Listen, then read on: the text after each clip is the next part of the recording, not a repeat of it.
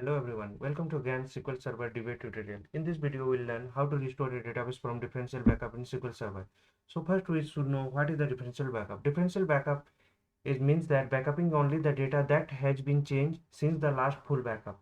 Just assume that your full backup is at 12 p.m. and you are taking the differential backup at 3 p.m. So it will just capture the data between the 12 p.m. to 3 p.m. only.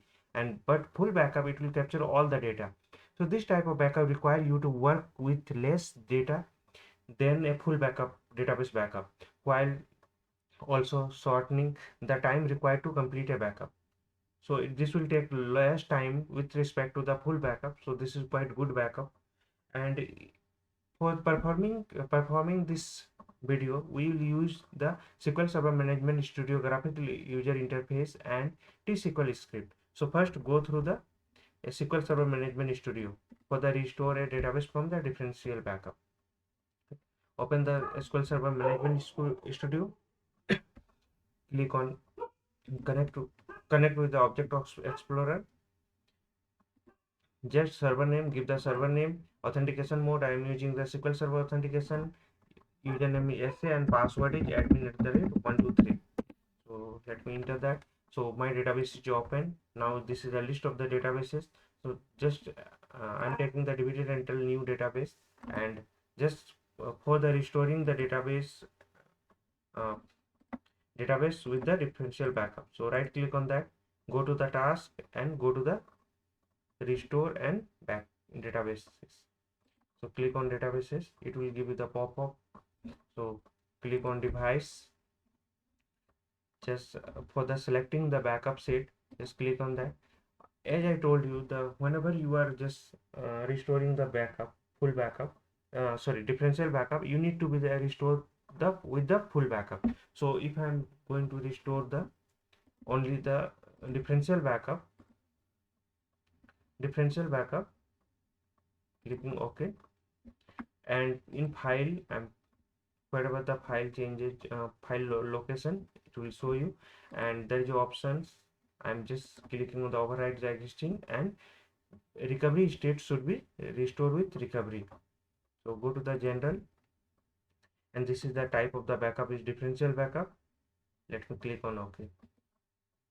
So I'm getting error. So click on that. So restore database and DVDRental is failed. And what is the additional information is that the log or differential backup cannot be restored because no file are ready to roll forward. Means we don't have the full backup, so it won't be able to roll back or into the roll forward. So just click on this, and now add the full backup with the differential backup. Now click here, add. This is my differential backup. I need the both the backup. See, I added both the backup. So this is my differential backup, this is my full backup. So click on OK. It will automatically arrange the backup with the backup type. So this is my full backup. So first full backup will come, then after that differential backup will come. So let me click on OK. So database DVDRentalNew restored successfully. So we got the backup and we restore the decision successful. So click on OK. Now go through the t-SQL script. We have a t-SQL script. Let me open the t-SQL script. So this is my t-SQL script, and all the script will available with our website. So what I am doing here, git master, I am taking the backup in the log, backup for the DVDRentalNew log, and this is actually our restore. So restore database DVDRentalNew disk, I am giving the path. So DVDRentalNew.bak and DVDRentalNew underscore differential. So both the backup is there, and if you want to check the path, the backup is existing or not, just click copy that, Control R, give the path and click on OK. So yeah, my differential backup are available. Okay, DVDRentalNew differential backup are available.